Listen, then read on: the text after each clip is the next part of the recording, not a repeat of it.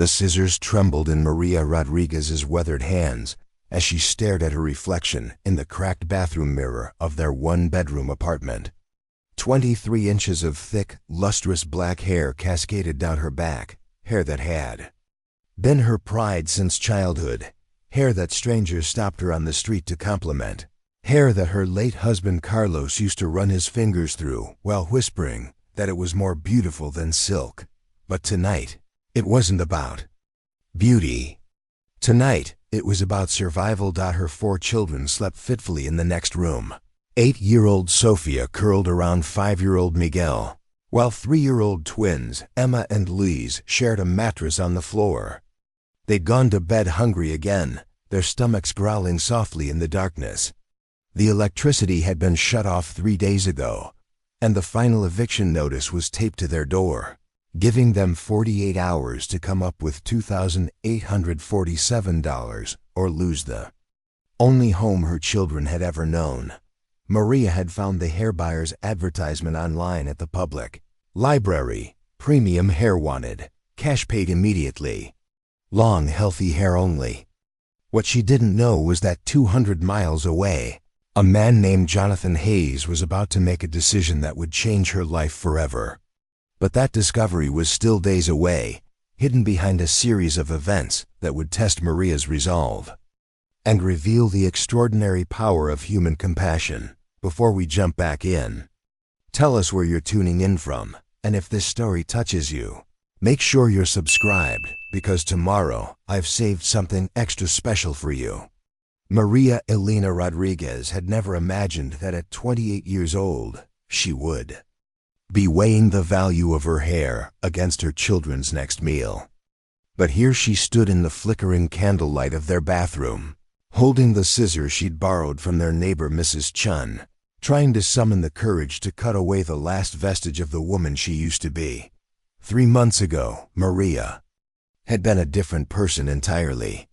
She'd worked the early morning shift at Sunrise Diner on Route 40, serving coffee and eggs to truckers and commuters while her children slept. Carlos, her husband of 9 years, had been employed at Morrison Construction, bringing home steady wages that kept their family comfortable, if not wealthy. They'd had plans, saving for a house with a yard where the children could play, maybe taking a vacation to Disneyland when the twins were old enough to remember it. Then came the accident. Carlos had been working on a high-rise project in downtown Phoenix when the scaffolding collapsed. The doctors at St. Joseph's Hospital had done everything they could, but internal injuries from the 3-story fall had been too severe. He'd lived for 6 days, long enough to hold each of his children and whisper to Maria that she was the strongest person he'd ever known, that she would find a way to take care of their family. "You're stronger than you think, mi amor," he'd said, his voice barely audible over the beeping machines. "Promise me you won't give up." Maria had promised, but strength felt like a foreign concept now as she faced the stark reality of single motherhood with no safety net. Carlos hadn't had life insurance. They'd always planned to get it next year when money wasn't so tight. The construction company offered a small settlement that covered the funeral expenses and 2 months of rent. But after that, Maria was on her own.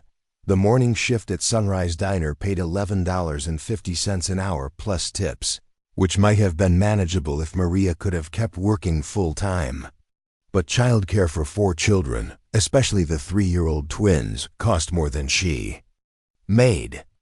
She'd tried working the night shift instead, leaving Sofia, her 8-year-old, to watch her siblings while she served dinner and late-night coffee to a rougher crowd that left smaller tips and made comments that made her skin crawl. But 8-year-old children, no matter how mature, shouldn't be responsible for toddlers and kindergartners. Maria knew this, just as she knew that neighbors had started making concerned calls to Child Protective Services about the children being unsupervised. She'd received a visit from a social worker named Janet Mills, a kind but overworked woman, who'd made it clear that Maria needed to find a sustainable childcare solution or risk having her children placed in foster care.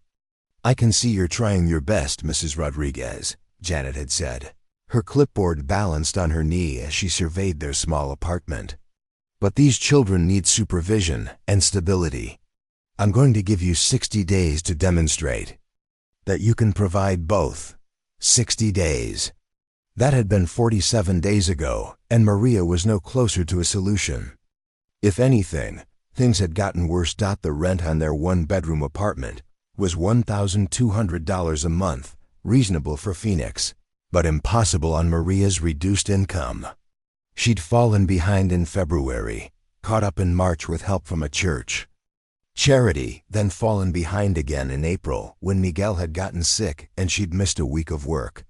The twins had been constantly battling ear infections, requiring doctor visits and antibiotics that ate up what little savings she had left. Maria had applied for every assistance program she could find. Food stamps helped with groceries, but the waiting list for housing assistance was 18 months long. Medicaid covered basic medical care for the children, but didn't help with the immediate crisis of keeping a roof over their heads. She'd swallowed her pride and called her sister Elena in California, but Elena's own family was struggling with her husband's recent job loss. "I wish I could help, Mia," Elena had said, her voice heavy with guilt. "But David's been out of work for 3 months.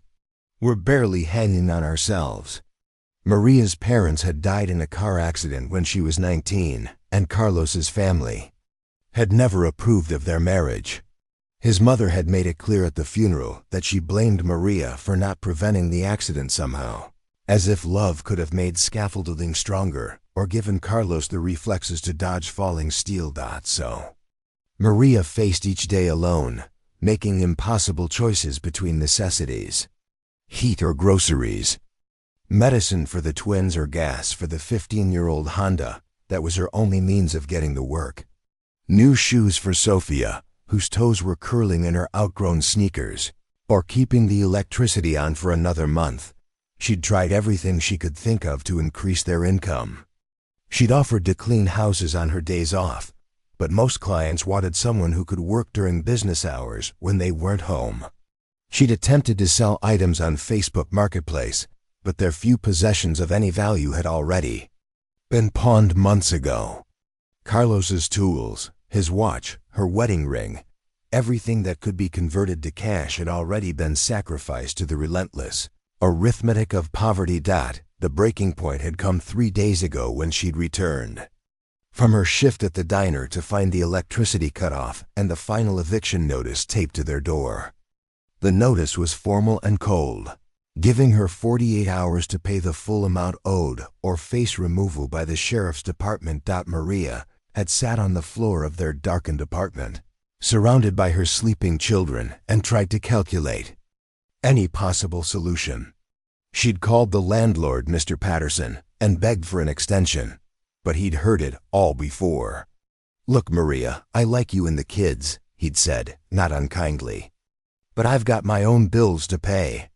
The bank doesn't care that you're a widow with kids. If you can't pay, I need tenants who can."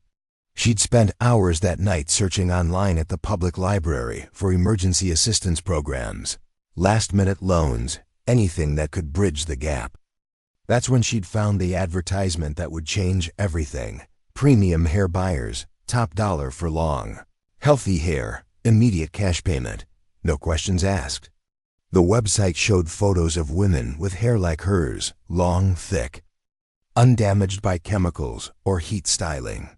The prices listed made Maria's heart race. Hair her length and quality could bring anywhere from $800 to $1,500, depending on the buyer and the current market demand. It wasn't enough to solve all their problems, but it might buy them time to find a more permanent solution. Maria had researched hair buying extensively over the past 2 days, learning about the industry that turned human hair into wigs, extensions, and hairpieces. There was apparently a thriving market for virgin hair, hair that had never been chemically processed or damaged. Her hair qualified. It was naturally black, had never been dyed or permed, and hung in thick waves to just above her waist. The irony wasn't lost on her that the thing she'd always considered her vanity, The part of her appearance that drew compliments and made her feel beautiful might be the key to keeping her family together. She'd made appointments with 3 different hair buyers in Phoenix, hoping to get the best possible price. The first, a salon that specialized in custom wigs, had offered $600. The second, a wholesaler who shipped hair to manufacturers across the country, had quoted $850. But it was the third buyer, a small shop called Golden Strands in an upscale neighborhood, that had given her the quote that made the decision easier: $1,200 for her full length of hair, paid in cash immediately upon cutting. $1,200 would cover the rent, get the electricity turned back on, and leave enough for groceries and gas for the rest of the month. It would buy her time to figure out a longer-term solution, maybe find a second job or qualify for additional assistance. But as Maria stood in the bathroom, scissors poised at the nape of her neck, she found herself hesitating. This hair carried memories. Carlos had loved to braid it while they watched television in the evenings. Sofia often asked Maria to teach her to style long hair like Mama's Prince's hair. The twins liked to play with it when they were upset, running the silky strands through their small fingers like a security blanket. More than that, though, cutting her hair felt like surrendering the last piece of the woman she'd been before tragedy reshaped her life. The Maria who'd had dreams and plans, who'd felt beautiful and desired, who'd believed that hard work and love were enough to protect her family from hardship, but that Maria had been naive. This Maria, the one standing in a dark bathroom preparing to sell her hair to keep her children housed and fed, understood that survival sometimes required sacrificing the things that seemed important when security was taken for granted. The twins had cried themselves to sleep tonight, too young to understand why there was no food in the refrigerator, but old enough to feel the gnawing emptiness in their stomachs. Sofia had offered to give up her school lunch money to help buy groceries, breaking Maria's heart with her 8-year-old attempt to solve adult problems. Miguel had been asking why they couldn't just turn the lights on, his 5-year-old logic, unable to comprehend why electricity cost money. These were the thoughts that finally gave Maria the strength to position the scissors and make the first cut. The sound of the blades closing through her hair was louder than she'd expected, a crisp snip that seemed to echo in the small bathroom. The first section fell to the floor like a dark waterfall, and Maria felt an immediate sense of loss so profound it took her breath away. But she didn't stop. Working methodically, she cut section after section, watching years of growth fall to the tile floor around her feet. With each cut, she whispered a small prayer for strength, for her children's future, for the hope that this sacrifice would be worth it. When she was finished, Maria's reflection showed a stranger. Her hair now fell just below her chin, revealing the sharp angles of her face that had been softened by longer hair. She looked older, more severe, but also somehow stronger. The woman in the mirror looked like someone who would do whatever was necessary to protect her children. Maria carefully gathered the cut hair, following the instructions she'd received from Golden Strands. The hair needed to be secured in a ponytail before cutting to maintain its value, then stored in a plastic bag to prevent tangling. She had 23 inches of premium hair that would soon become someone else's wig or extensions, but tonight it was her children's salvation.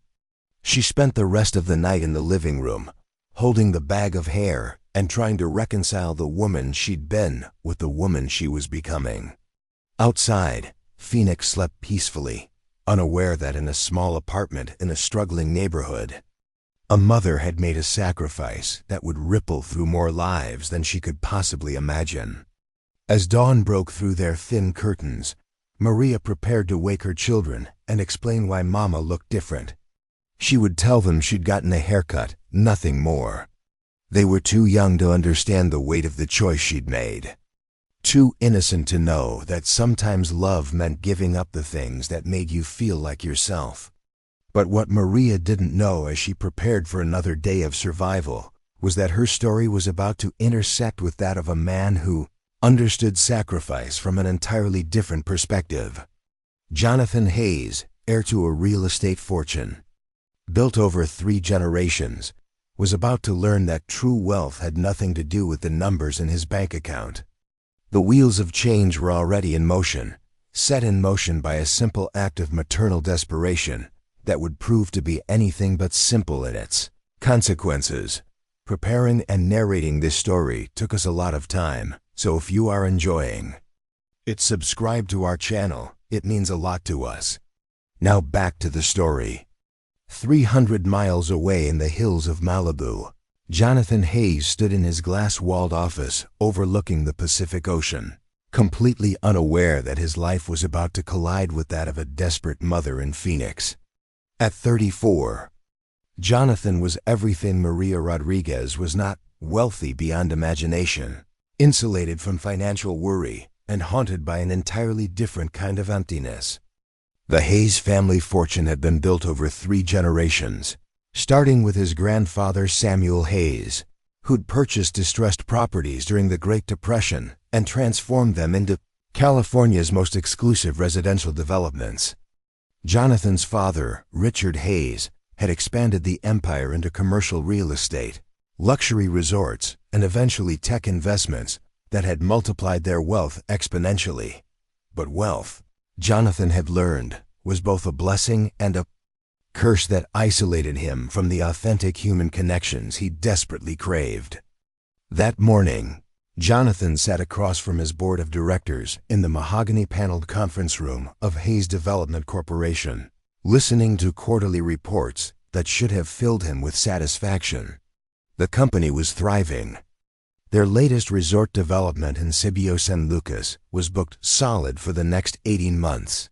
Their residential projects in Austin and Denver had waiting lists of wealthy buyers, and their tech investments were outperforming market projections by 40%. "Outstanding quarter, Jonathan," said Margaret Chen, the company's chief financial officer, closing her leather portfolio with a satisfied smile. "At this rate, we'll exceed last year's profits by 60%. Jonathan nodded appropriately, made the expected comments about market positioning and future opportunities, but his mind was elsewhere. These numbers, impressive as they were, felt increasingly meaningless.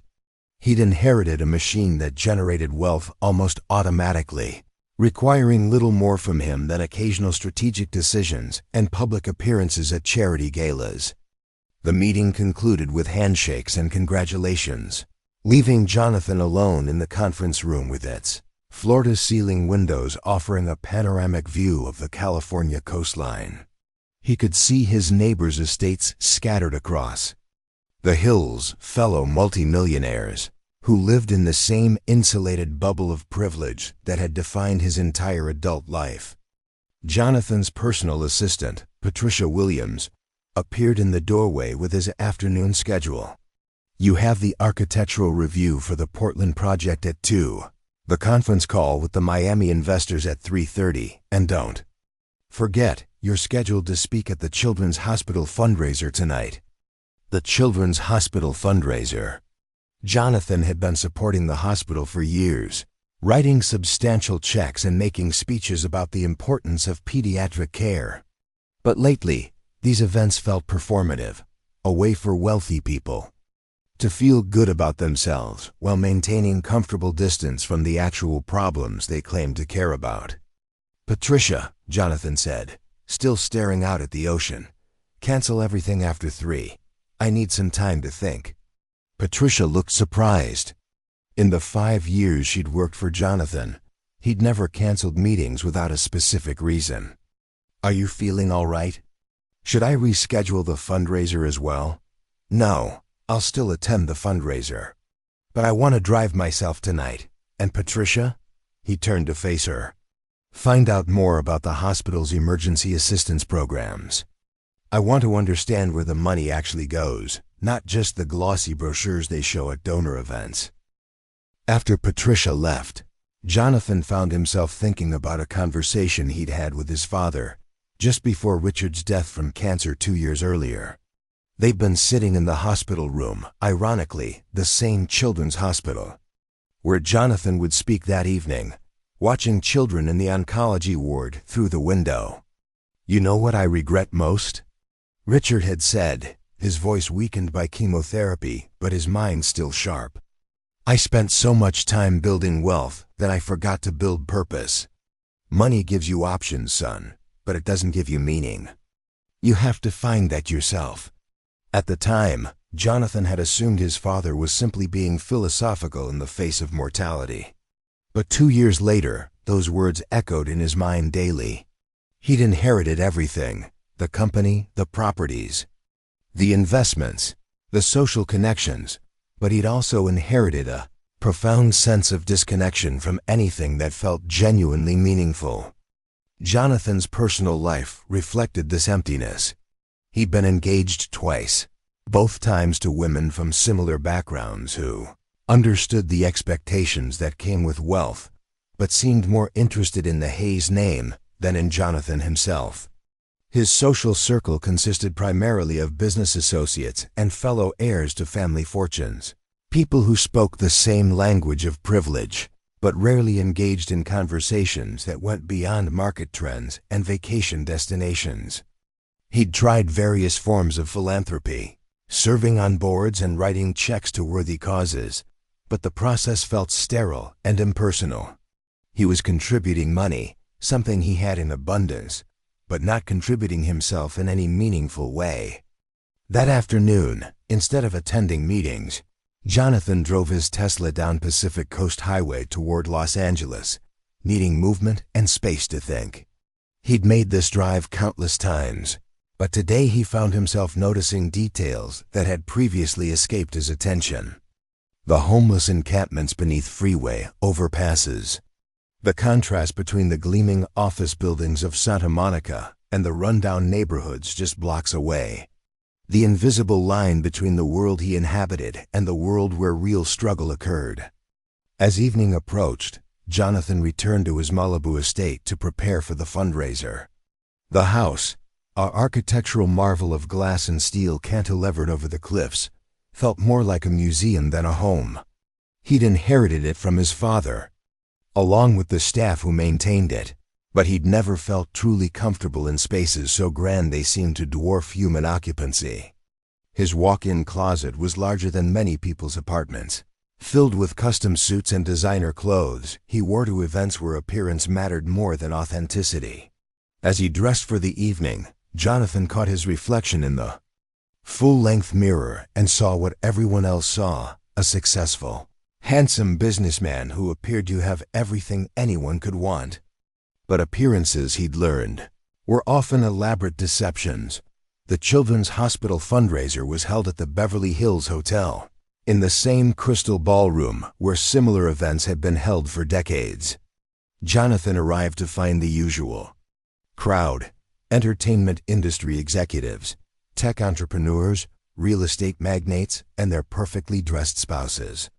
Everyone was affluent, everyone was articulate, and everyone was committed to raising money for sick children while maintaining careful distance from the actual suffering that made their charity necessary. Dr. Sarah Martinez, the hospital's chief of pediatrics, gave the evening's keynote address, sharing statistics about childhood cancer rates and treatment success stories. She was passionate and knowledgeable, but Jonathan found himself wondering about the children who weren't success stories, the families who couldn't afford the best care, the parents who faced impossible choices between medical bills and basic necessities. During the cocktail reception, Jonathan approached Dr. Martinez, introducing himself as one of the evening's major donors. "Dr. Martinez, I'm curious about your emergency assistance programs. How do you help families who can't afford treatment?" Dr. Martinez's expression shifted from the polished fundraiser smile to something more genuine. "That's actually where we see the most desperate need, Mr. Hayes. We have a family assistance fund, but it's chronically underfunded. We regularly see parents who are forced to choose between their child's medical care and keeping their family housed and fed." "What kinds of situations?" Jonathan asked, genuinely interested. "Just last week, we had a mother bring in her child with a severe asthma attack. The boy needed immediate treatment, but she was hesitant to authorize anything beyond basic emergency care because she knew she couldn't pay for it. She was a single parent, working 2 jobs, but still couldn't afford health insurance that covered her son's chronic condition. The conversation continued, with Dr. Martinez sharing story after story of families in crisis. Parents who slept in hospital parking lots because they couldn't afford hotels while their children received treatment. Families who were forced to choose between gas money to get to medical appointments and groceries for their other children. Single mothers who worked multiple jobs but still couldn't bridge the gap between survival and stability.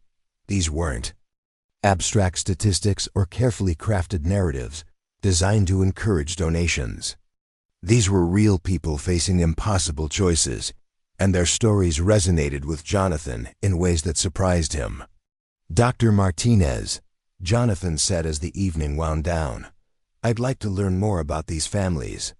Not for a tax deduction or a press release, but because I want to understand how to help in ways that actually matter." Dr. Martinez studied him for a moment, perhaps recognizing something beyond the typical wealthy donor's curiosity. "There's a caseworker named Linda Morrison who handles our most difficult family situations. She could give you a better sense of the day-to-day challenges these families face." Jonathan left the fundraiser with Linda, Morrison's contact information, and a growing sense that his comfortable life was about to be disrupted in necessary ways. He'd written another substantial check to the hospital, but more importantly, he'd committed to something that felt more personal and more risky. The drive back to Malibu took him through neighborhoods he'd never noticed before, past apartment complexes and strip malls that existed in the same geographic area as his world, but felt like entirely different universes. He found himself wondering about the people behind the lighted windows, what struggles they faced, what sacrifices they made, what dreams they held onto despite circumstances that seemed designed to crush hope. That night, Jonathan sat on his terrace overlooking the Pacific, surrounded by luxury but feeling more alone than ever. He'd spent his entire adult life accumulating wealth and status, but he'd somehow missed the connections and purpose that made life meaningful. His father's deathbed words echoed in his mind. "Money gives you options, but it doesn't give you meaning." Meanwhile, 300 miles away in Phoenix, Maria Rodriguez was preparing for her own sleepless night, holding a bag of her cut hair and trying to summon the courage to face another day of impossible choices. Neither she nor Jonathan could have imagined that their vastly different struggles were about to intersect in ways that would transform both their lives. The next morning, Jonathan would make a phone call to Linda Morrison that would set in motion a chain of events neither of them could predict.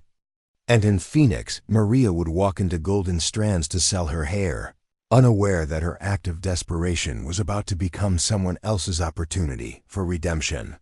The universe, it seemed, had a way of connecting people who needed each other, even when they lived in completely different worlds and had no reason to believe their paths would ever cross. Jonathan fell asleep that night with an unfamiliar feeling stirring in his chest, not contentment or satisfaction, but something more fragile and more valuable, the possibility that his life could mean something beyond the accumulation of wealth and status.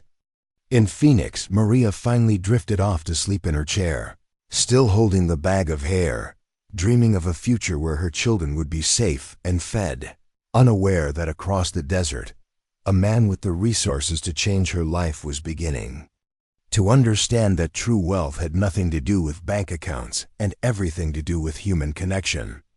The stage was set for an encounter that would challenge everything both of them believed about worth, sacrifice, and the unexpected ways that compassion could bridge the gap between vastly different worlds. The morning sun cast harsh shadows through the windows of Golden Strands hair salon as Maria Rodriguez stood outside the upscale establishment, clutching the plastic bag containing 23 inches of her life. The salon sat in the heart of Scottsdale's fashion district, surrounded by boutiques and galleries that catered to clients who spent more on a single shopping trip than Maria's family lived on for months. Through the glass door, she could see the interior, all polished. Chrome and white leather, with photographs of glamorous models wearing elaborate hairstyles that probably cost thousands of dollars to create. For a moment, Maria felt overwhelmed by the contrast between this world of luxury and her own desperate circumstances. "You can do this," she whispered to herself, thinking of Sophia, Miguel, Emma, and Liz sleeping peacefully when she'd left them with Mrs. Cheen next door. "It's just hair. It grows back." But even as she said the words, Maria knew they were a lie. Hair might grow back, but the woman who walked out of this salon wouldn't be the same person who walked in. Some transformations couldn't be undone, and some sacrifices left permanent marks on the soul. The bell above the door chimed as Maria entered, and immediately she felt out of place.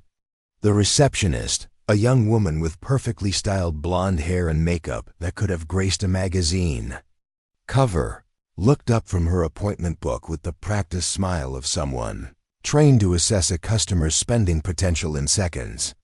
"Good morning," the receptionist said, her tone polite but slightly questioning. "Do you have an appointment?" "I'm here about selling hair," Maria replied, her voice steadier than she felt.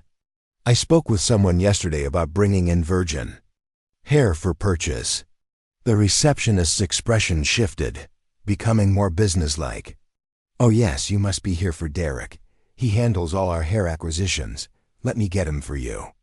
Derek Morrison turned out to be a man in his 40s with an eye for quality that came from years in the beauty industry.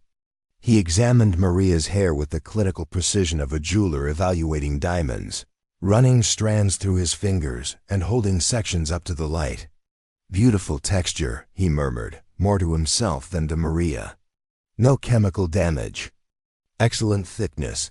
Perfect color saturation. This is exactly what our high-end clients are looking for." Maria stood silently as Derek conducted his assessment, feeling strangely detached from the process. It was surreal to hear her hair described in commercial terms, reduced to market value and consumer demand.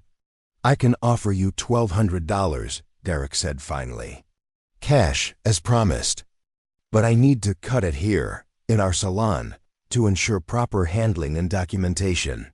$1,200. The number should have brought relief, but instead Maria felt a hollow ache in her chest. Still, it was enough to pay the rent, restore their electricity, and buy groceries for the rest of the month. It was survival, even if it came at the cost of her identity. "Okay," she said quietly. "When can we do it?" "Right now if you'd like.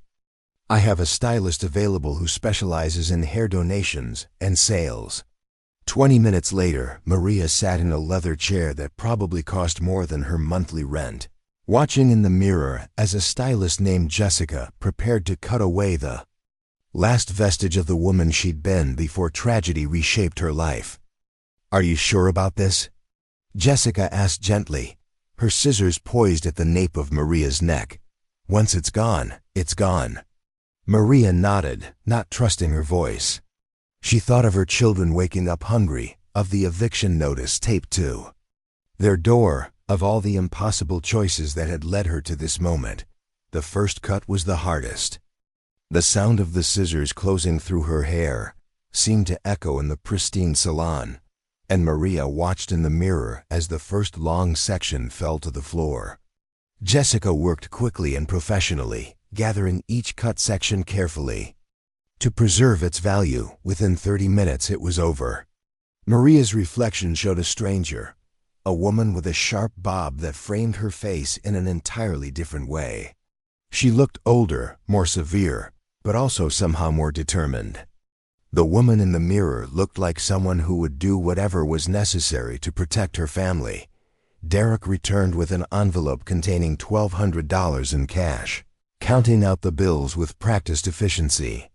"Pleasure doing business with you," he said, shaking Maria's hand. "If your hair grows back to this length and quality, please keep us in mind for future transactions." Future transactions. The phrase struck Maria as both hopeful and tragic. Hopeful because it implied a future. Tragic because it suggested this desperate measure might not be a one-time event. Maria left, golden strands with the cash tucked securely in her purse, and her head feeling strangely light without the weight of her long hair. The Arizona sun felt different against her newly exposed neck, and she found herself unconsciously reaching up to touch hair that was no longer there. Her first stop was the electric company, where she paid the reconnection fee and past due balance that would restore power to their apartment. The clerk, a middle-aged woman with kind eyes, processed the payment with professional efficiency. "You'll have power restored within 4 hours," the clerk said, handing Maria a receipt. Then, more quietly, she added, "I hope things get better. For you, honey, I can see you're doing your best." The unexpected kindness nearly brought Maria to tears. She managed a thank you and hurried out before her composure completely cracked. Next came the landlord's office, where she paid 3 months of back rent to Mr. Patterson, who seemed genuinely surprised to see her with the full amount in cash. "I have to ask, Maria," he said as he processed the payment, "where did this money come from? I don't want any trouble if this isn't legitimate." Maria touched her shortened hair unconsciously. "I sold something I owned, something valuable." Mr. Patterson nodded, perhaps understanding more than he said. "Well, this brings your account current. I'm glad you found a way to work things out." With the immediate crisis addressed, Maria drove to the grocery store with a mixture of relief and lingering anxiety. $1,200 had seemed like a fortune when Derek had counted it out, but after paying the rent and utilities, she had less than $300 left for food, gas, and other necessities. Still, it was more than they'd had in weeks. Maria filled her cart with basics: rice, beans, pasta, ground beef, milk, eggs, fresh vegetables. For the first time in months, she didn't have to calculate the cost of every item or put things back because the total was climbing too high. At the checkout, the cashier, a young man who looked barely out of high school, made small talk as he scanned her items. "Getting a good start on the week's shopping," he said cheerfully. "Yes," Maria replied, watching the total climb to $127.43. A few months ago, that would have seemed like a reasonable grocery bill. Now it felt like a luxury. The drive home took her through neighborhoods that reflected Phoenix's economic diversity, from the upscale areas where she'd sold her hair to the working class. Communities where people like her struggled to make ends meet. She found herself noticing things she'd previously overlooked: the number of for rent signs, the check-cashing businesses and payday loan stores that proliferated in areas where people lived paycheck to paycheck, the contrast between the manicured lawns of affluent neighborhoods and the desert-adapted yards of those who couldn't afford excessive water bills. When Maria arrived home, she found Mrs. Chun on the front steps with the children, who had been waiting anxiously for their mother's return. Sophia was the first to notice the dramatic change in Maria's appearance. "Mama!" Sophia exclaimed, her 8-year-old eyes wide with surprise. "Your hair! What happened to your hair?" "I got a haircut, Mia," Maria said, kneeling down to hug her daughter. "Sometimes we need to try new things." Miguel, ever practical, at 5 years old, seemed less concerned with the aesthetic change than with its practical implications. "Does this mean we can have lunch today?" "Yes, baby," Maria said, her voice thick with emotion. "We can have lunch today." The twins, Emma and Lise, were too young to fully understand the significance of their mother's transformation, but they sensed the change in atmosphere. The desperate tension that had hung over their small apartment for weeks seemed to have lifted, replaced by something that felt almost like hope. That afternoon, as Maria prepared a real meal for her children, not the rice and beans that had been their staple for weeks, but actual ground beef with vegetables and fresh tortillas, she caught herself touching her shortened hair repeatedly. Each time, she was reminded of the choice she'd made and the price she'd paid for this temporary reprieve. But as she watched her children eat with the enthusiasm of kids who had been genuinely hungry, Maria knew she'd made the right decision. Hair was just hair, but her children's well-being was everything. What Maria didn't know was that her story was about to take an unexpected turn. 300 miles away, Jonathan Hayes was sitting in his Malibu office, dialing the number Dr. Martinez had given him for Linda Morrison, the caseworker who handled the hospital's most challenging family situations. Linda Morrison speaking. Came the voice on the other end of the line. Ms. Morrison, this is Jonathan Hayes. Dr. Martinez suggested I contact you about your family assistance program. I'm interested in learning more about how I might help families in crisis. Mr. Hayes. Yes, Sarah mentioned you might call. I have to say, it's unusual to get calls from donors who want to get involved beyond writing checks. What specifically interests you about our family services? Jonathan found himself struggling to articulate the restlessness and sense of purpose that had been growing in him. I've been thinking about the difference between charity and actually helping people change their circumstances. I'd like to understand what real help looks like. Linda was quiet for a moment, perhaps assessing his sincerity. Real help is complicated, Mr. Hayes. It's not just about money, though money certainly helps. It's about understanding that people in crisis need comprehensive support, housing, employment, childcare, medical care, sometimes just someone who believes in their ability to build a better life. Could you give me an example?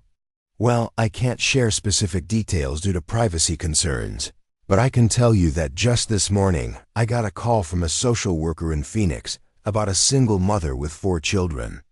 The woman is working.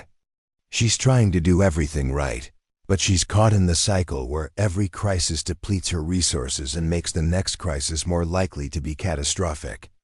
Jonathan felt something stir in his chest. What kind of help does someone like that need? Everything, Linda said simply.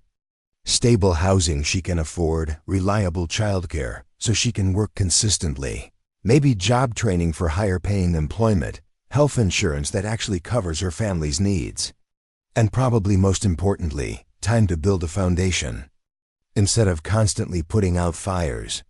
As Jonathan ended the call, he found himself thinking about cycles, how wealth generated more wealth, but also how poverty seemed to generate more poverty.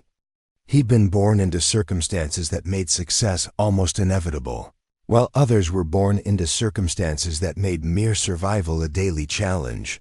That evening, as Maria tucked her children into bed in their small apartment, now lit by electricity she'd bought with her hair, she couldn't have imagined that a wealthy stranger was lying awake in his Malibu mansion, thinking about how to break the cycles that trapped families like hers. The transaction at Golden Strands had been completed. Maria had traded her hair for temporary security, but the real transformation, for both her and Jonathan, was just beginning. Neither of them knew it yet, but their stories were about to intersect in ways that would challenge everything they thought they knew about wealth, sacrifice, and the unexpected connections that could bridge even the widest gaps between different worlds. 2 weeks after Maria sold her hair, she was back where she started, staring at an empty refrigerator and counting change to see if she could afford a gallon of milk. The $1,200 that had seemed like salvation had vanished with the ruthless efficiency of poverty's arithmetic. Rent, utilities, groceries, gas, Miguel's asthma medication, new shoes for Sophia whose toes were cramping in her outgrown sneakers. Every dollar had been claimed by necessity before it could provide any real security. But this time, Maria wasn't just facing financial crisis. She was facing something worse, the realization that her desperate sacrifice had bought them only temporary relief, and she had nothing left to sell. The morning that would change everything started like any other. Maria dropped the children at their various destinations, Sophia at school, Miguel at kindergarten, the twins at a subsidized daycare that cost almost as much as Maria made in tips some days. Then she drove to Sunrise Diner for another shift, serving coffee and eggs to customers who had no idea Their waitress was calculating whether she could afford to eat the leftover toast they left on their plates, 300 miles away in Malibu. Jonathan Hayes was experiencing his own morning revelation, though his came in the form of a phone call from Linda Morrison that would shatter his comfortable assumptions about how help actually worked. "Mr. Hayes," Linda's voice carried an urgency that immediately captured Jonathan's attention. "I know we discussed getting you involved with a family situation, and I think I have exactly the case that might open your eyes to what comprehensive help actually looks like." Jonathan had been standing on his terrace, drinking coffee that cost more per pound than some people spent on food in a week, watching the Pacific Ocean stretch endlessly toward the horizon. Linda's call pulled him back into the world where real problems required real solutions. "Tell me about it," he said, settling into one of his deck chairs. "It's that Phoenix case I mentioned, the single mother with 4 children. I've been working with the local social services, and the situation is becoming critical again.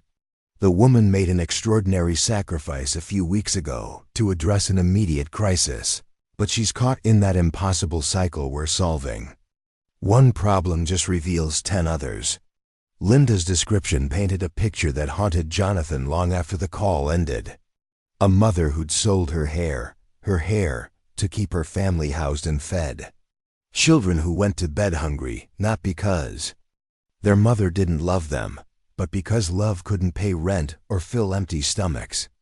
A woman working herself to exhaustion at a job that paid barely enough to survive, with no realistic path to anything better. What would it take to actually help her, Jonathan asked. Not just a one-time payment, but real help that changes her trajectory? Linda's response was both sobering and enlightening. Comprehensive help for a family like this costs money, but it's not just about money. She needs stable housing she can actually afford, not just this month, but long-term. She needs reliable childcare so she can work without worrying about her children's safety. She probably needs job training or education to qualify for better employment. And she needs time to build something sustainable instead of constantly reacting to the next crisis. How much time? How much money? To really change a family's trajectory? We're talking about a year or 2 of comprehensive support. Housing assistance, childcare, healthcare, maybe job training or education. For a family like this, you're looking at maybe $60,000 to $80,000 total, spread over 18 to 24 months. But here's the thing, that investment could break the cycle permanently. Instead of spending the next decade patching crisis after crisis, you could give them the foundation to build a stable life. Jonathan did the math automatically. $80,000 was less than he spent on luxury car maintenance annually. It was a rounding error in his investment portfolio. But for this family, it represented the difference between survival and security, between desperation and dignity. "I want to help this family specifically," Jonathan said. "What would that look like?" Linda was quiet for a moment. "Mr. Hayes, I have to ask, why this case? I work with hundreds of families in crisis. What makes this one special to you?" Jonathan found himself struggling to articulate the answer. There was something about the image of a mother selling her hair to feed her children that pierced through all his defenses against emotional involvement.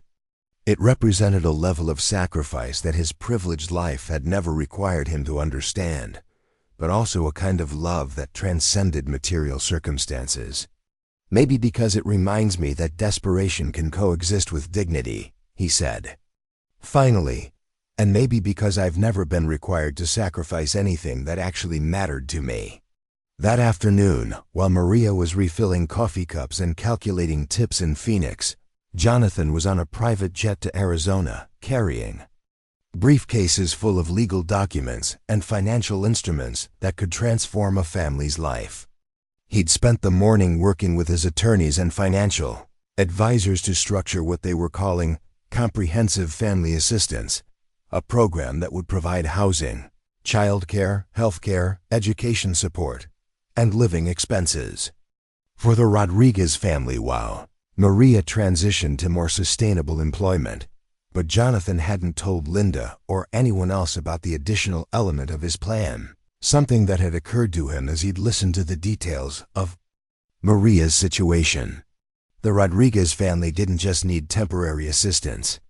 They needed permanent security, the kind of foundation that would ensure they never faced homelessness or hunger again. Jonathan's real estate empire included properties across the Southwest, including several residential developments in Arizona that had been designed but never built due to market conditions. One particular property, to 47 acres of high desert landscape 40 miles outside Phoenix, had been sitting undeveloped for 3 years, generating nothing but property tax bills. What if, instead of eventually developing it for wealthy buyers, he built something different? A working ranch designed for a family that had earned the right to security through their courage and resilience. The idea had seemed crazy when it first occurred to him, but the more Jonathan considered it, the more right it felt. Maria Rodriguez had sacrificed her hair to feed her children. What if someone with unlimited resources made a sacrifice in return, not money, which he had in abundance, but something more valuable, the chance to create permanent change in lives that deserved better than constant struggle? Linda Morrison met Jonathan at Sky Harbor Airport in Phoenix, her expression skeptical despite their previous conversations. She was a veteran social worker who'd seen too many wealthy people with good intentions and short attention spans to trust easily. "Mr. Hayes," she said as they drove toward the city, "I need to be completely honest with you. Most of the time when wealthy donors want to get personally involved with specific cases, it doesn't go well. There's usually a mismatch between expectations and reality, and the families end up feeling like charity cases rather than people deserving of dignity and respect." Jonathan nodded, understanding her concern. What would success look like in this case? Success would be Maria Rodriguez having genuine choices about her life for the first time since her husband died. Success would be her children growing up with security instead of chronic stress. Success would be breaking the generational cycle of poverty that traps so many families. They drove in silence through Phoenix's sprawling urban landscape, past the neighborhoods where people like Maria struggled to survive and toward the offices where decisions about their lives were made by strangers who'd never faced similar challenges. Meanwhile, Maria was finishing her shift at Sunrise Diner, counting tips that wouldn't be enough to cover the twins' daycare fees for the week. She'd been calculating and recalculating all day, trying to find some combination of expenses she could delay or eliminate to make their money last until her next paycheck. The irony wasn't lost on her that she spent her days serving food to people who left more money on the table as tips than she sometimes had for her family's entire grocery budget. But she'd learned not to indulge in bitterness. It was a luxury she couldn't afford, and her children deserved better than a mother consumed by resentment. As Maria prepared to leave the diner, her manager, Tom Sullivan, approached her with an expression she couldn't read. "Maria, there's someone here who wants to speak with you. She says it's about family services, but she has someone with her, some kind of donor or something. They're in booth 12. Maria's stomach clenched. Visits from social services were never good news, especially when they involved strangers who might be evaluating her fitness as a parent. She smoothed her uniform, touched her shortened hair unconsciously, and walked toward booth 12 with as much dignity as she could muster. Linda Morrison stood as Maria approached, extending her hand with a professional smile. "Mrs. Rodriguez, I'm Linda Morrison from Family Services. Thank you for agreeing to meet with us." Maria shook the offered hand, then looked at the man who'd risen beside Linda. He was well dressed in a way that spoke of money and education, but his expression seemed genuinely respectful rather than condescending. "This is Jonathan Hayes," Linda continued. "He's interested in learning about family assistance programs. And I thought your situation might help him understand what comprehensive support actually looks like. Maria sat down slowly, her mind racing through possible implications. Am I in some kind of trouble? Are my children okay? Your children are fine, Linda assured her quickly. And you're not in trouble. Mr. Hayes is a philanthropist who's interested in supporting families in transition. We thought it might be helpful for all of us to have a conversation about what real help looks like. Jonathan had expected to feel awkward in this first meeting, but instead he found himself struck by Maria's quiet dignity. Even in her waitress uniform, exhausted from a day of service work, she carried herself with a strength that commanded respect. Mrs. Rodriguez, he said carefully, I understand you've been facing some significant challenges recently. I'm interested in learning about what would make a real difference for families in situations like yours. Maria studied his face, looking for signs of the condescension or pity she'd learned to expect from people who wanted to help. Instead, she saw something that surprised her, genuine curiosity and what might have been respect. What would make a real difference? She repeated, considering the question. Time, security, the chance to build something instead of always reacting to the next crisis. Can you be more specific? Maria thought about her children, about the sacrifices she'd made, and the ones she might still have to make.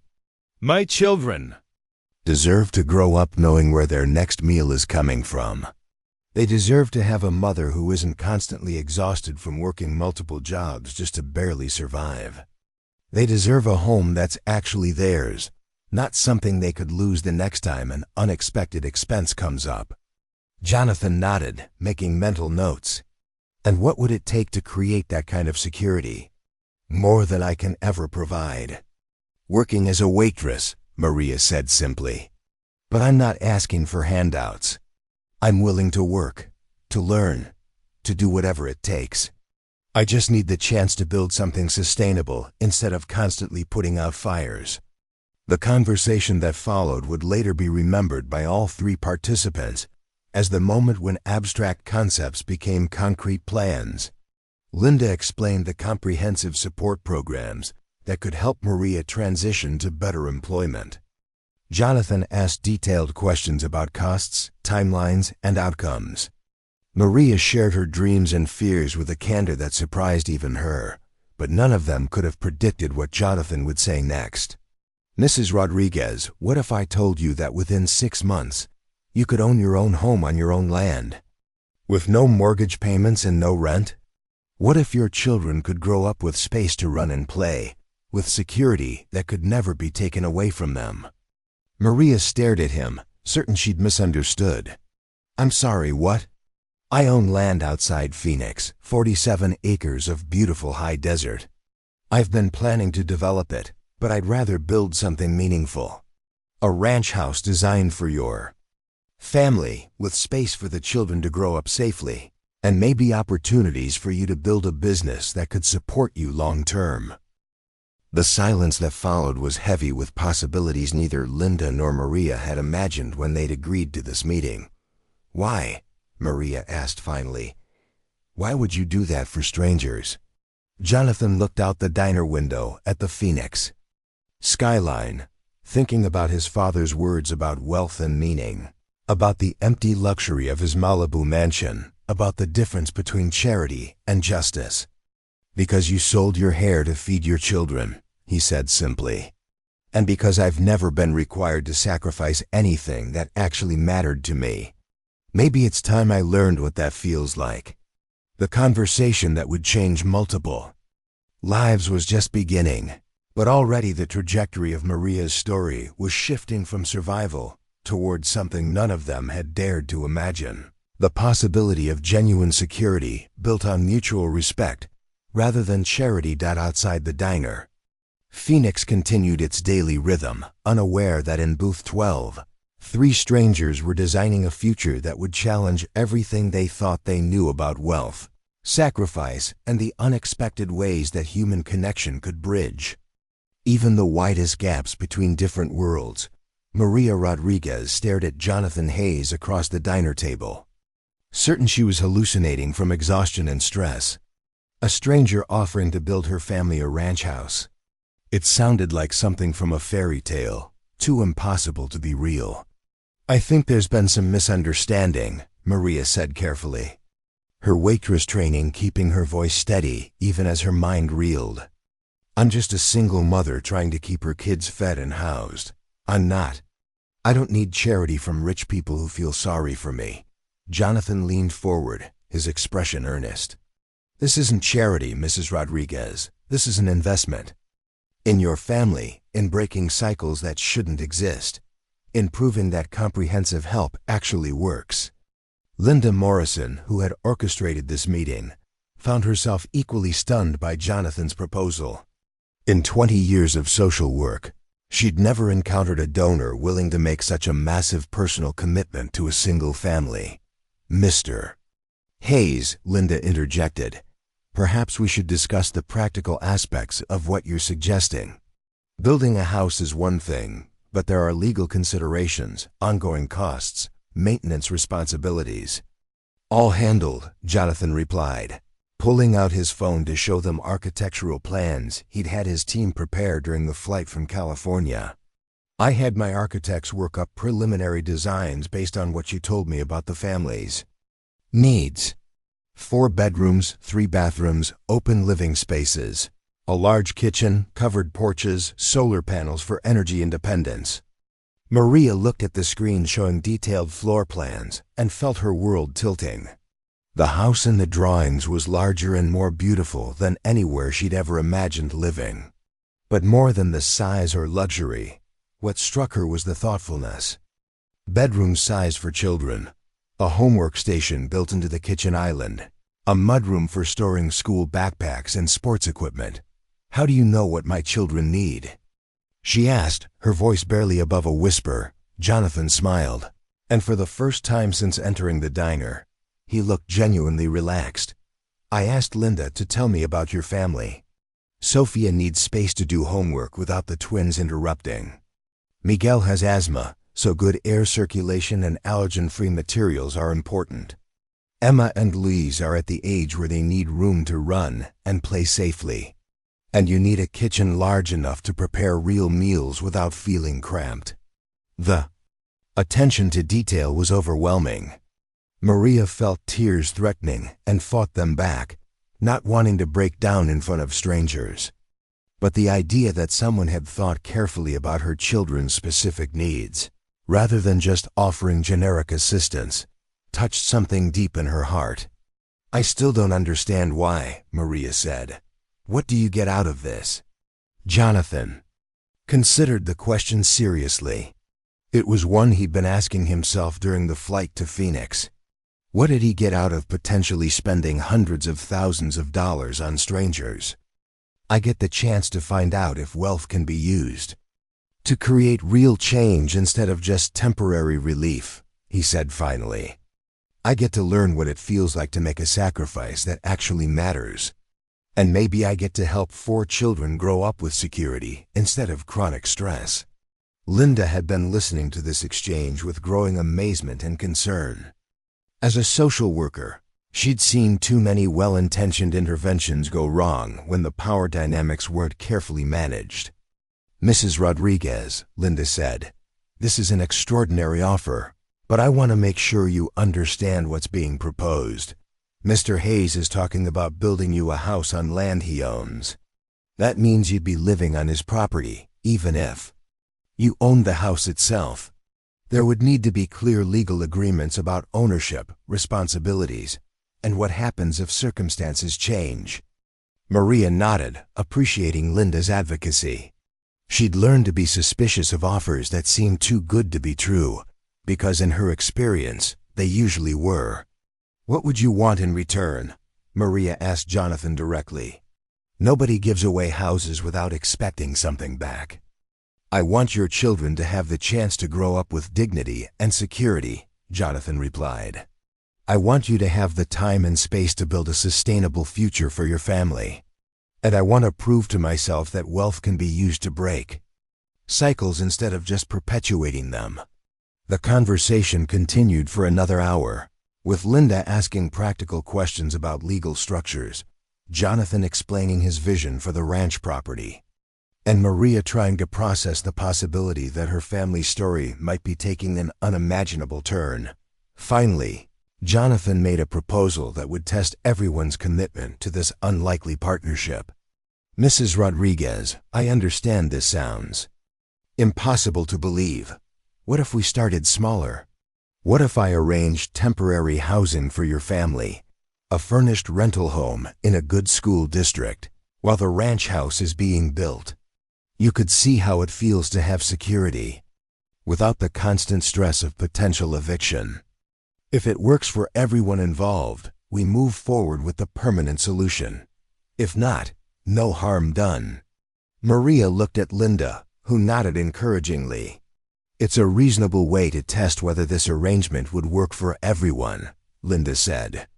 "And it gives you immediate relief from your housing crisis without committing to something you're not sure about."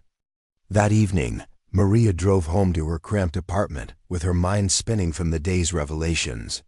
She found Mrs. Chun watching the children, who were doing homework at the kitchen table under the apartment's harsh fluorescent lighting. "Mama!" Sophia called out as Maria entered. Miguel helped Emma with her coloring, and Luis only cried once during dinner.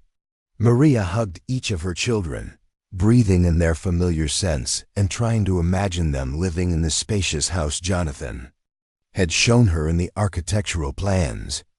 Could it be real? Could their lives actually change so dramatically? "Mios," she said, gathering them around her on the small couch, "how would you feel about moving to a bigger house? Maybe somewhere with a yard where you could play outside?"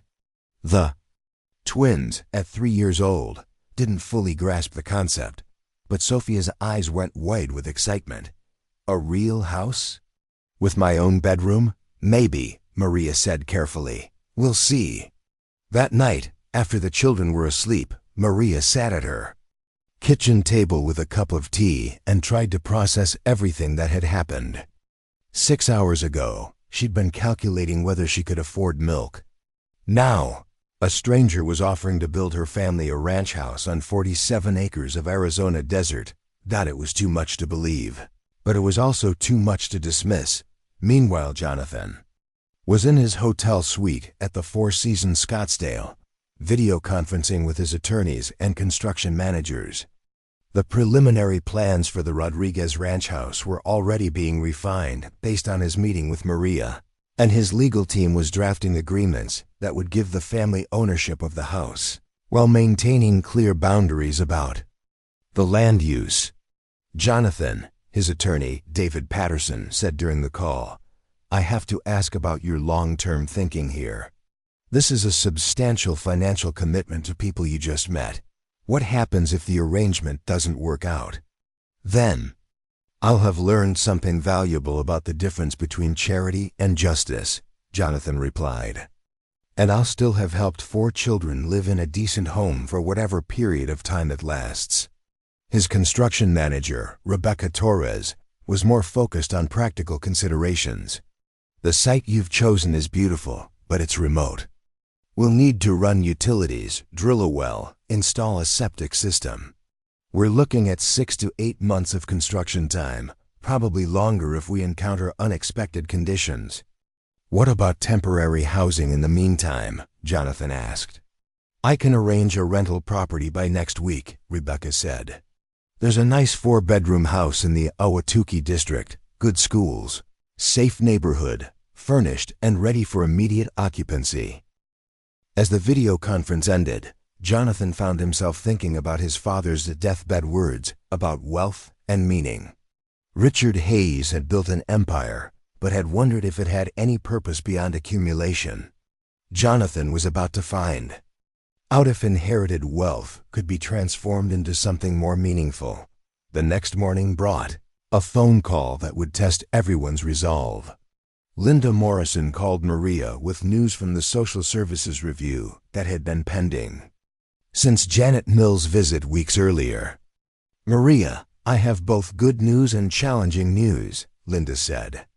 "The good news is that the review board has seen the improvements in your situation, the stable housing payments, the children's improved school attendance, the fact that you've addressed the immediate crisis issues. They're not recommending any action at this time. And the challenging news? They want to see sustained stability over the next 6 months. If there are any more crisis situations, missed rent, utility shutoffs, extended periods where the children are unsupervised, they'll revisit the case with a different lens. Maria felt her stomach drop. 6 months of sustained stability seemed impossible on her waitress income, especially now that the hair money was gone. But maybe, if Jonathan's offer was genuine, she wouldn't have to face that challenge alone. That afternoon, Maria met Jonathan and Linda at the temporary rental house in Ahwatukee. As they walked through the 4-bedroom home with its modern kitchen, spacious living areas, and small backyard, Maria felt like she was touring someone else's life. "This is yours for as long as you need it," Jonathan said, handing her the keys. "No rent, no deposits, utilities included. The only requirement is that your children are happy and healthy." Sophia, who had been allowed to come along to see the house, ran from room to room with excitement. "Mama, look! I can have my own desk for homework, and Emma and Lise can have their own room." Watching her daughter's joy, Maria felt the last of her resistance crumble. Whatever Jonathan's motivations, whatever risks this arrangement might involve, her children deserved the chance to live without constant stress about housing and food security. "Okay," she said quietly, "we'll try it." The move happened over the next weekend, with Jonathan arranging professional movers to transport the Rodriguez family's modest possessions to their new home. As Maria watched her children explore their new bedrooms and play in an actual backyard for the first time in their lives, she felt something she hadn't experienced since Carlos's death: hope. But the real test of this unlikely partnership was still to come. Building trust between people from such different worlds would require patience, understanding, and a willingness to be vulnerable in ways none of them had anticipated.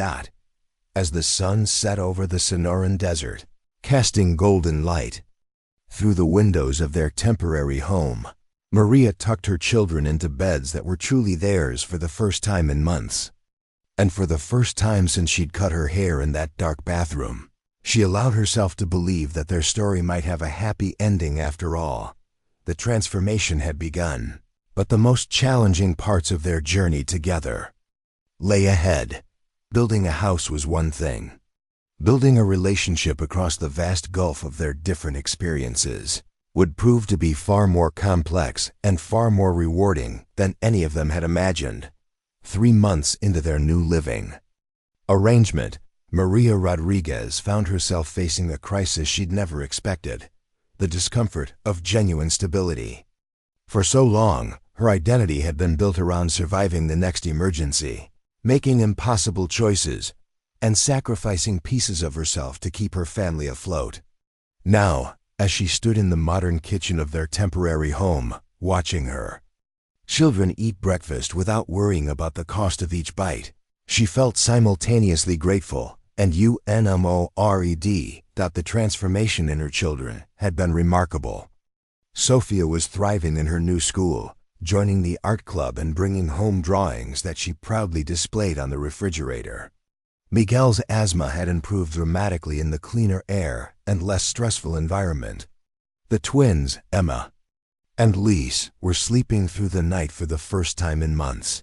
Their small bodies finally relaxed enough to rest deeply, but with stability came unexpected challenges.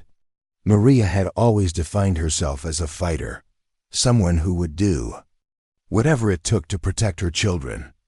Now that the immediate threats were gone, she found herself questioning who she was when survival wasn't the primary concern. The morning that would test the foundation of their arrangement began with a phone call from Rebecca Torres, Jonathan's construction manager, who had news about the ranch house project. "Maria, we've run into some complications with the well drilling," Rebecca explained over the phone. "The geological survey shows we need to go deeper than expected, and we've hit some regulatory issues with the county about septic systems for the size house we're planning." Maria felt her stomach clench with familiar anxiety. In her old life, complications meant disasters, setbacks that could unravel everything she'd worked to build. What does that mean for the timeline? She asked, gripping the phone tighter then. Necessary. We're looking at probably another 4 to 6 months of delays. The house will be better for the extra time. We can install a more sophisticated water filtration system and upgrade the septic to handle future expansion. But I know you were hoping to be in your permanent home by Christmas. After hanging up, Maria sat at the kitchen table and tried to process this news rationally. The delay didn't threaten their immediate security. Jonathan had made it clear that the temporary housing was theirs for as long as needed. But the old patterns of thinking were hard to break, and Maria's mind immediately jumped to worst-case scenarios. What if Jonathan got tired of the delays and expenses? What if he decided this project was more complicated than he'd bargained for? What if he was already regretting his impulsive offer to help strangers? These fears were still swirling in Maria's mind when Sophia returned from school that afternoon with news that would complicate their story in ways none of them had anticipated. "Mama," Sophia said, settling at the kitchen table with her homework. "Mrs. Patterson wants to know if you can come to the parent-teacher conference next week. She says I'm doing really well, but she has some questions about my family situation." Maria's blood ran cold. Parent-teacher conferences were routine, but questions about family situations were not. In her experience, when school officials started asking questions, it usually meant someone had concerns about a child's welfare. "What kind of questions?" Maria asked, trying to keep her voice casual. "I don't know. But Jessica Miller told everyone that her mom heard that we're living in this house because some rich man is paying for everything. She asked if you're his girlfriend or something." The innocent question from an 8-year-old hit Maria like a physical blow. She'd been so focused on the practical aspects of Jonathan's help that she hadn't considered how their arrangement might look to outsiders. A single mother suddenly living in an upscale neighborhood with no apparent means to afford such housing, supported by a wealthy man she barely knew. It was the kind of situation that generated gossip and suspicion. That evening, after the children were in bed, Maria called Linda Morrison to discuss her concerns. Linda had become more than just a social worker. She'd evolved into a trusted advisor who understood both the benefits and complications of their unusual arrangement. "I was wondering when this would come up," Linda said when Maria explained the situation. "Unconventional family arrangements always attract attention, especially in communities where people are used to more traditional situations. What do I tell Sophia's teacher? What do I tell my children when they ask why we're different from other families?" Linda was quiet for a moment, considering her response. "You tell them the truth, that sometimes people help each other in ways that don't fit neat categories. That Jonathan saw a family in need and had the resources to help. That accepting help with dignity is different from being dependent on charity. But what if the school reports this to social services? What if they think there's something inappropriate about our arrangement? Then we document everything properly," Linda said firmly. "We have legal agreements, financial records, evidence of the children's improved welfare. Most importantly, we have the truth that this is a legitimate arrangement, designed to help a family achieve stability." The conversation with Linda helped calm Maria's immediate fears, but it also highlighted the complexity of their situation. They weren't just building a house on the desert. They were constructing a new kind of family arrangement that didn't fit conventional definitions of either charity or independence. Meanwhile, Jonathan was dealing with his own complications. His decision to personally invest in the Rodriguez family had generated significant attention within his social and business circles.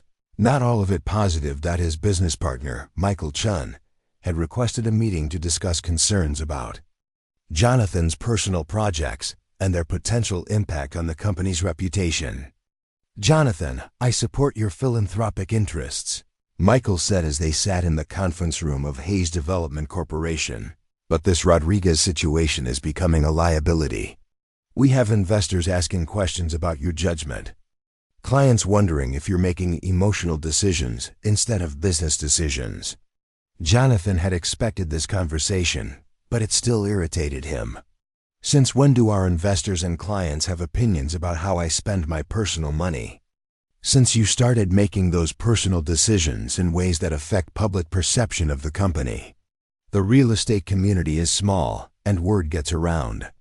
People are saying you're either having some kind of midlife crisis or that there's more to this relationship with the Rodriguez woman than you're admitting. The suggestion that his help for Maria was motivated by anything other than genuine concern for her family's welfare struck Jonathan as both insulting and revealing. It said more about the assumptions of his social circle than about his actual motivations.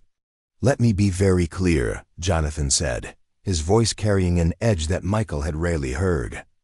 "My relationship with the Rodriguez family is exactly what I've said it is, an attempt to use wealth constructively to help a deserving family achieve stability. If our investors and clients find that threatening, maybe we need different investors and clients."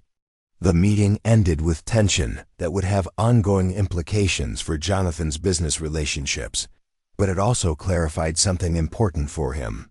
His commitment to Maria's family wasn't just about helping them. It was about proving to himself and others that wealth could be used for purposes beyond accumulation and status.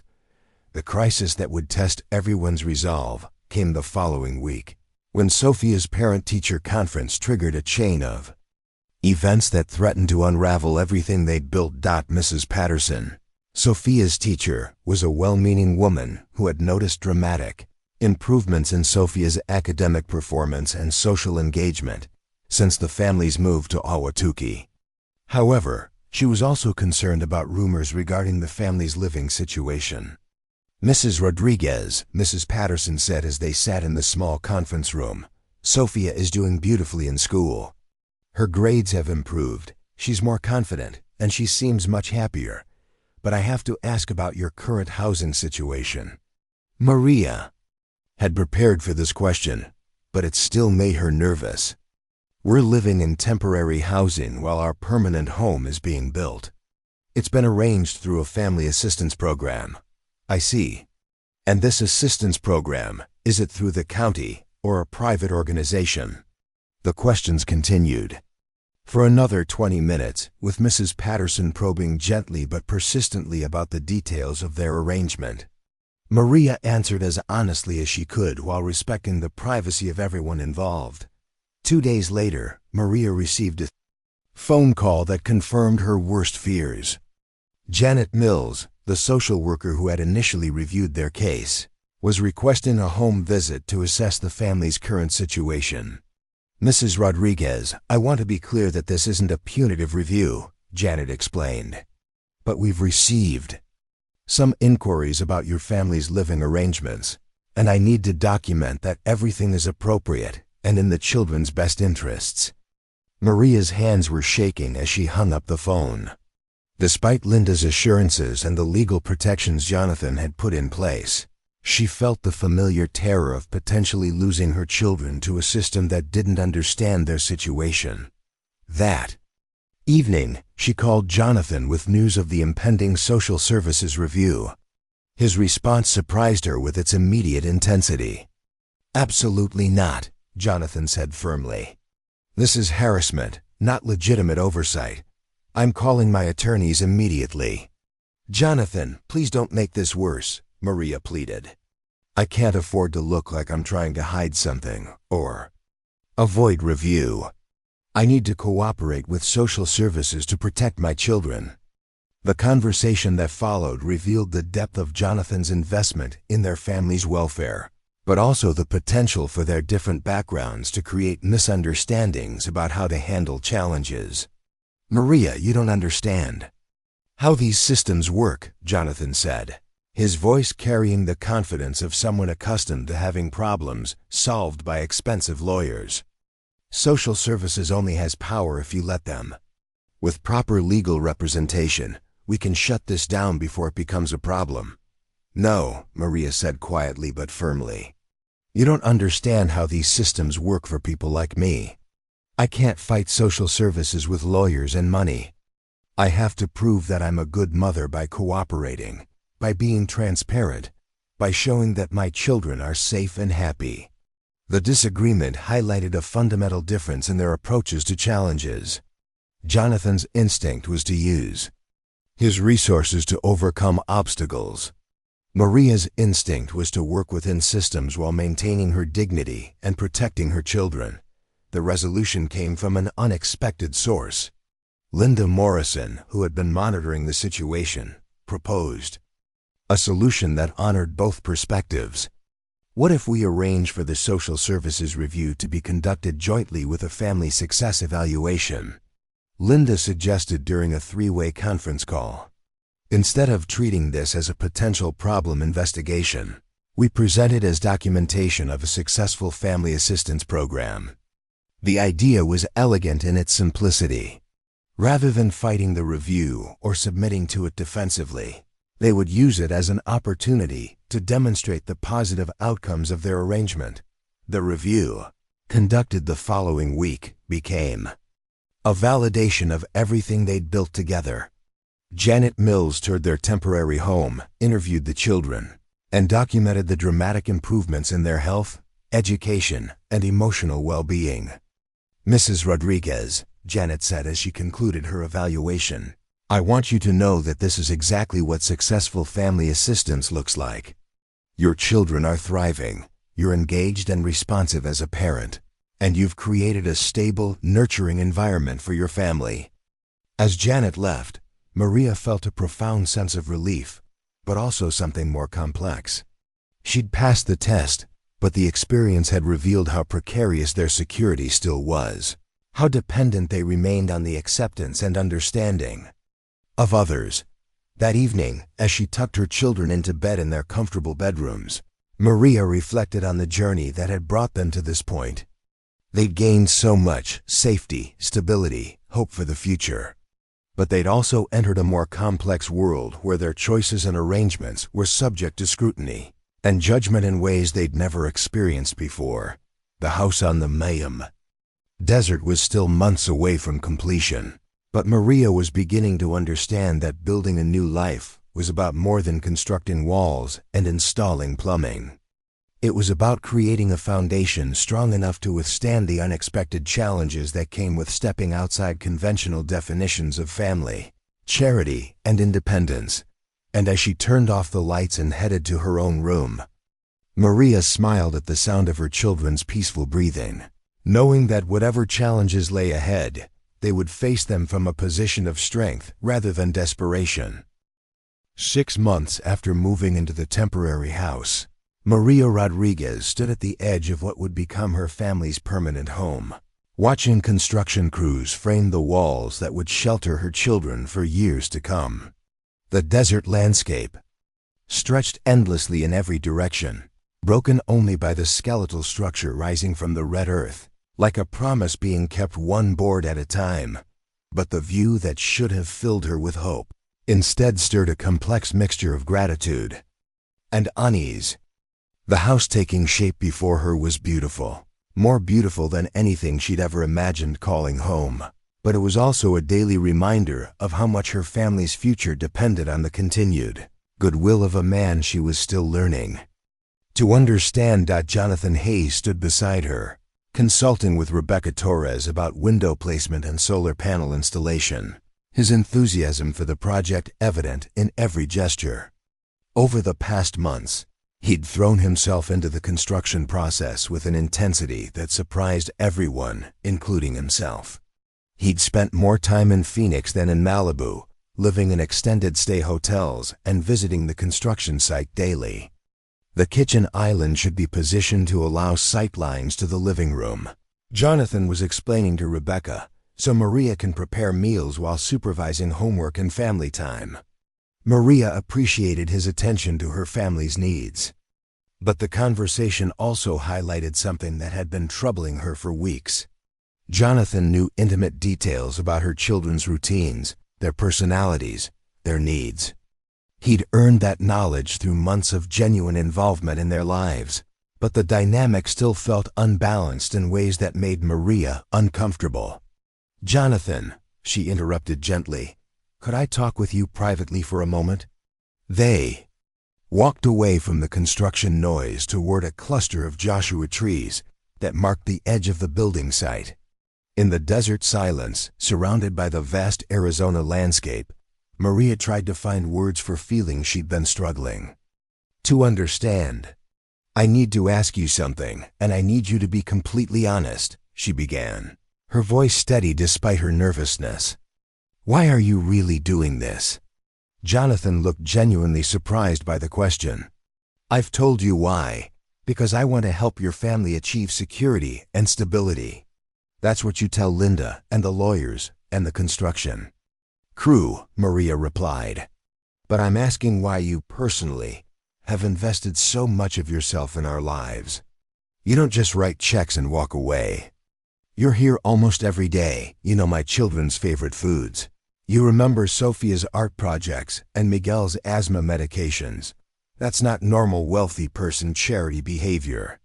The question forced Jonathan to confront motivations he'd been avoiding examining too closely. The truth was more complex and more personal than the philanthropic explanations he'd been offering. "Maybe because helping your family has given my life more meaning than anything I've done in the past 10 years, he admitted finally. "Maybe because watching your children thrive has made me understand what my father meant about the difference between wealth and purpose." Maria nodded, appreciating his honesty, but also recognizing the potential problems it created. "Jonathan, I'm grateful for everything you've done, more grateful than I can ever express. But I need you to understand something. My children can't become substitutes for the family you never had. And I can't become responsible for giving your life meaning." The conversation that followed was difficult for both of them, touching on issues of dependency, gratitude, and the complex dynamics that developed when people from vastly different worlds tried to build meaningful relationships. "I'm not trying to replace anything," Jonathan said, his voice defensive. "I'm trying to help people who deserve better than the circumstances they were born into." "And I appreciate that," Maria replied. "But help that comes with unspoken expectations isn't really help. It's another kind of dependency. I need to know that this house, this land, this security for my children isn't going to disappear if you get bored, or if we don't meet whatever emotional needs you're hoping we'll fill." The confrontation was necessary but painful, forcing both of them to examine the foundation of their arrangement more honestly than either had been willing to do before. Meanwhile, the children were experiencing their own complications as they adjusted to their new reality. Sophia, now 9 years old and thriving academically, had begun asking questions about their situation that Maria found difficult to answer. "Why does Mr. Jonathan spend more time with us than with his own family?" Sophia asked one evening as they prepared for bed in the temporary house. "He doesn't have children of his own," Maria explained, trying to keep her answer simple and age-appropriate. "But why doesn't he? And why did he choose us to help instead of other families?" The questions reflected a 9-year-old's natural curiosity, but they also revealed the complexity of explaining their arrangement to children who needed to understand their place in the world. How do you tell a child that their security depends on the continued generosity of a stranger? How do you help them appreciate extraordinary help while still developing normal confidence and independence? Miguel, at 6 years old, had developed a different relationship with Jonathan, one that concerned Maria for entirely different reasons. The boy had begun looking to Jonathan for approval and guidance in ways that felt too much like son seeking father figure. "Mr. Jonathan says I'm getting really good at reading," Miguel announced one afternoon, showing off a book Jonathan had brought him. "He says maybe I can be an engineer like the people who designed our house." Maria loved seeing Miguel's confidence grow, but she was troubled by how much the boy's self-worth had become tied to Jonathan's attention and approval. What would happen to Miguel's sense of himself if Jonathan's involvement in their lives diminished? The crisis that would test the durability of their arrangement came from an unexpected source: Jonathan's family. 7 months into the project, Jonathan received a visit from his cousin David Hayes, a partner in the family real estate empire who'd been watching Jonathan's Phoenix project with growing concern. "Jonathan, I think it's time we had a frank conversation about what you're doing down here," David said as they toured the construction site together. "This has gone far beyond charity. You're personally involved with this family in ways that could create serious problems." "What kind of problems?" Jonathan asked, though he suspected he knew where this conversation was heading. "Legal problems, for starters. If something goes wrong, if the mother makes accusations about your relationship, if there are questions about your motivations, you could be facing lawsuits that would destroy your reputation and potentially the company." David's concerns weren't entirely unfounded. Jonathan's deep personal involvement with the Rodriguez family had indeed created potential vulnerabilities that his lawyers had been quietly trying to address. "Beyond that," David continued, "you're setting a precedent that could be disastrous for the family business. Every sob story, every family in need, every charity case in the country is going to expect the Hayes family to solve their problems personally." The conversation continued for hours, with David presenting a series of arguments about risk management, public perception, and family business obligations. His conclusion was clear: Jonathan needed to step back from personal involvement with the Rodriguez family and transition his support to a more conventional charitable structure. Fund a foundation, make regular donations, even pay for the house to be completed, David suggested. "But stop living like these people are your responsibility. It's not healthy for you, and it's not sustainable for them." That evening, Jonathan faced a decision that would define not just his relationship with Maria's family, but his understanding of what it meant to use wealth meaningfully.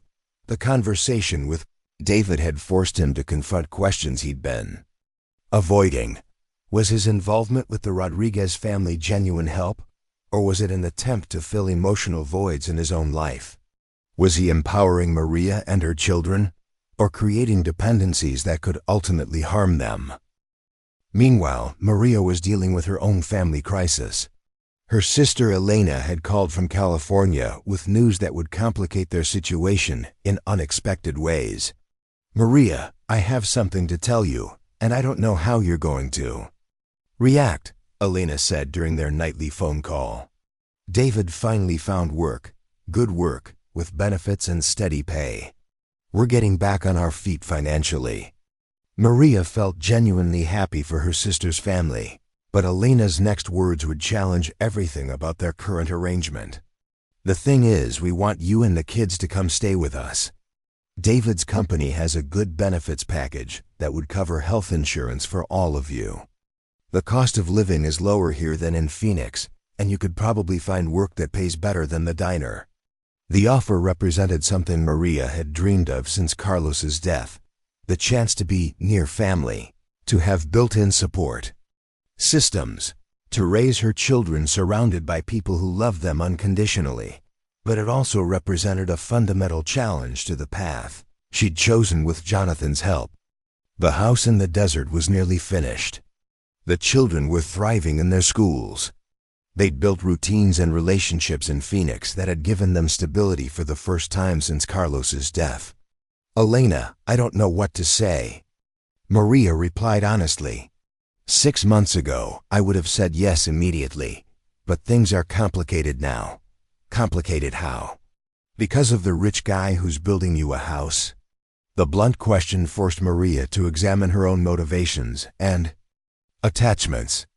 How much of her reluctance to leave Phoenix was about the children's welfare, and how much was about her own comfort with their current situation? "It's not just about Jonathan," Maria said, though even as she spoke the words, she wondered if they were entirely true. "The kids are settled here. Sophia is doing amazing in school. Miguel's asthma is under control. The twins are thriving. I can't just uproot them again." "But you could give them something better than dependence on charity," Elena replied gently. You could give them family. The conversation ended without resolution, but it had introduced a new variable into an already complex equation. For the first time since accepting Jonathan's help, Maria found herself considering whether their arrangement, however generous, was truly the best option for her children's long-term welfare. That night, as she tucked her children into bed, Maria looked around their comfortable temporary home and tried to imagine explaining to them that they might be leaving all of this behind for yet another fresh start in another new place. The house in the desert was nearly finished, its walls rising steadily toward completion. But the human foundations of their arrangement were proving more fragile than anyone had anticipated. Both Maria and Jonathan were about to discover that building trust and understanding across the vast differences in their backgrounds would require more than good intentions and generous resources. It would require honest conversations about dependency and independence, about gratitude and self-determination, about the difference between helping and controlling. The choices they made in the coming weeks would determine not just whether the house got finished, but whether the relationships they'd built could survive the completion of the project that had brought them together. As construction crews prepared to install the roof that would finally shelter the Rodriguez family permanently, both Maria and Jonathan were learning that some foundations were more difficult to build than others, and that the most important structures in any meaningful relationship were the ones that couldn't be blueprinted or constructed. They had to be carefully negotiated, one honest conversation at a time. The morning that would determine the future of two families dawned clear and bright over the Arizona desert, with the finished Rodriguez ranch house standing like a monument to the possibility of transformation. After 9 months of construction delays, legal complications, and emotional turbulence, the 3,200-square-foot home was finally ready for occupancy. Maria Rodriguez stood in the empty living room, sunlight streaming through windows that had been positioned to frame the desert sunrise, and felt the weight of a decision that would affect not just her own life, but the lives of her 4 children who had already endured more upheaval than any child should experience. The house was everything Jonathan Hayes had promised and more. The kitchen island was positioned perfectly for homework supervision. The children's bedrooms were spacious and filled with natural light. The master suite included a reading nook where Maria could retreat when she needed solitude. Solar panels would ensure energy independence, the well provided clean water, and the septic system was designed to handle a family twice their size. But standing in this beautiful empty house, Maria felt more conflicted than ever about the path that had brought them here. 3 days earlier, she'd had the conversation with Jonathan that had been building for months, the honest discussion about boundaries, expectations, and the sustainability of their arrangement. The talk had been difficult, but necessary, clearing the air about motivations and dependencies that had been troubling both of them. "Jonathan," she'd said as they sat on the front porch of the temporary house, watching her children play in the backyard, "I need to know that this house comes with no strings attached. That if I decide to take the kids to California to be near Elena's family, you won't feel betrayed or cheated. That if the children grow up and choose their own paths without considering your feelings, you won't withdraw your support out of hurt." Jonathan had been quiet for a long time before responding. "I need to know that if I step back and give you the space to be truly independent, you won't shut me out completely. That after everything we've built together, there's still room for friendship, even if it's not needed for survival." The conversation had led to a series of meetings with Linda Morrison, legal consultations, and frank discussions about restructuring their arrangement to protect everyone's interests while honoring the genuine care that had developed between them. The solution they'd developed was elegant in its simplicity.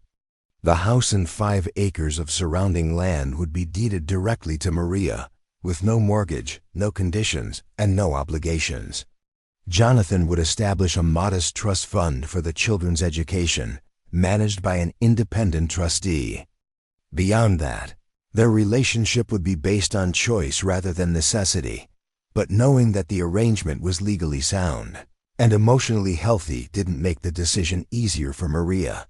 Moving to California meant leaving behind the security they'd built, the community connections the children had formed, and the friendship with Jonathan that had become important to all of them.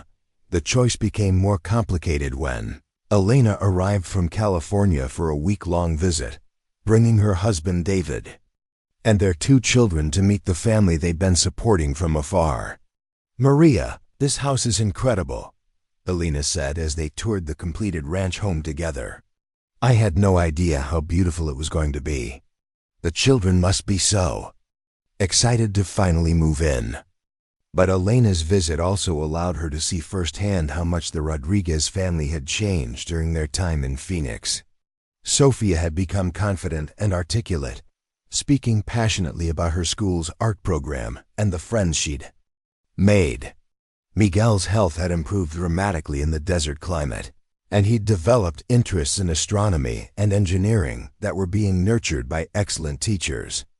The twins were thriving in their preschool program, speaking in complete sentences and showing none of the behavioral issues that had worried Maria during their most difficult months. More significantly, Elena could see how the children had come to view Jonathan as a permanent fixture in their lives.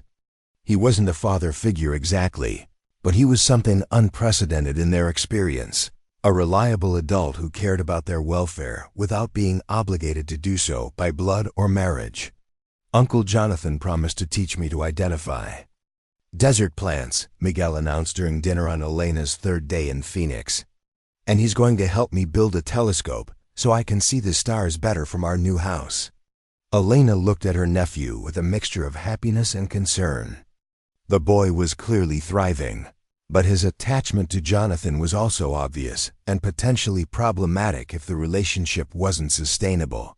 That evening, after the children were in bed, Elena and Maria had the conversation that would crystallize Maria's thinking about their future. "I can see why you're conflicted," Elena said as they sat on the porch of the temporary house, desert stars brilliant in the unpolluted sky above them.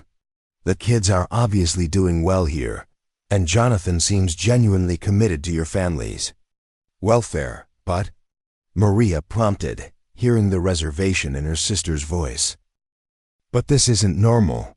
Maria, good people don't usually give away houses and land to strangers without expecting something in return. And even if Jonathan's motivations are pure, what happens when he gets married, has children of his own, or decides he's done enough for your family?" The questions Elena raised were ones Maria had been wrestling with for months. The legal protections were in place, but emotional attachments were more fragile than property deeds. "What if I'm making a mistake either way?" Maria asked. "What if I stay here and the kids become too dependent on Jonathan's approval? What if I leave and they lose opportunities they could have had here?" "There's no perfect choice," Elena replied gently. "But there's something to be said for being near family who love you unconditionally, even if we can't offer the same material advantages." The conversation was interrupted by the sound of a car in the driveway. Jonathan had returned from a business trip to Los Angeles, and through the window they could see him unloading gifts for the children: books for Sofia, a model rocket kit for Miguel, art supplies for the twins. "He really cares about them," Elena observed, watching Jonathan carefully balance multiple packages while trying not to wake the children with his arrival. "That's what makes this so difficult," Maria replied. "It would be easier if he was just a wealthy man writing checks, but he's become part of their lives in ways that matter." The decision that would shape their future came from an unexpected source: the children themselves. 2 days before Elena was scheduled to return to California, Sofia asked to speak with her mother privately. At 9 years old, Sofia had developed a maturity beyond her years, shaped by the family's struggles and recovery. "Mama," Sofia said as they walked together through the desert landscape around the nearly completed house, "are we going to move to California with Aunt Elena?" Maria was surprised by the directness of the question. Would you want to? Sophia considered the question seriously. I would like to be near Aunt Elena and our cousins. But I don't want to leave Mr. Jonathan behind. And I don't want to leave my friends at school, or my art teacher, or our house. What if I told you that Mr. Jonathan will always be your friend, even if we move away? That he cares about you and Miguel and the twins no matter where you live? But it wouldn't be the same, Sophia replied with the devastating honesty of childhood. And besides, Miguel says this is where Papa's spirit is, in the desert where he can watch over us. The conversation revealed that the children had been processing their situation with more sophistication than Maria had realized. They understood that their relationship with Jonathan was unusual but valuable. They'd formed attachments to place and community that couldn't be easily transferred. And they'd created their own narrative about their father's presence that was tied to the Arizona landscape. That evening, Maria made a decision that surprised everyone, including herself. She called a family meeting that included Elena, David, Jonathan, and Linda Morrison. The children were allowed to participate, sitting quietly while the adults discussed their future. I've been thinking about this decision as choosing between two options, Maria began. California with family support, or Arizona with Jonathan's help. But I realized I was thinking about it wrong. She paused, looking around the room at all the people who cared about her family's welfare. The real choice isn't between different types of help. It's about what kind of foundation I want to build for my children's future. And I think the strongest foundation is one that includes all of you. The plan Maria proposed was more complex than anyone had anticipated, but it honored the relationships and attachments that had developed over the past year. The family would stay in Arizona, moving into the ranch house and establishing it as their permanent home. But they would also maintain strong connections with Elena's family in California, with regular visits and potentially summers spent together. Jonathan would remain involved in their lives, but within clear boundaries that protected everyone's autonomy and emotional health. Most importantly, Maria would begin the process of becoming truly independent. She'd been accepted into a nursing program at Arizona State University, funded partly by scholarships and partly by savings from the stable housing situation Jonathan had provided. The program would take 3 years to complete, but would qualify her for employment that could fully support her family. I want my children to grow up knowing that security comes from multiple sources, Maria explained to the assembled group. Family love, community support, personal achievement, and yes, sometimes the kindness of friends who care about our welfare. But I also want them to know that ultimately, their security comes from their own strength and capabilities. Jonathan listened to Maria's plan with a mixture of pride and humility. She was proposing exactly what he'd hoped for, but hadn't known how to achieve. A path toward independence that didn't require severing the relationships that had become meaningful to everyone involved. There's one more thing, Maria said, looking directly at Jonathan.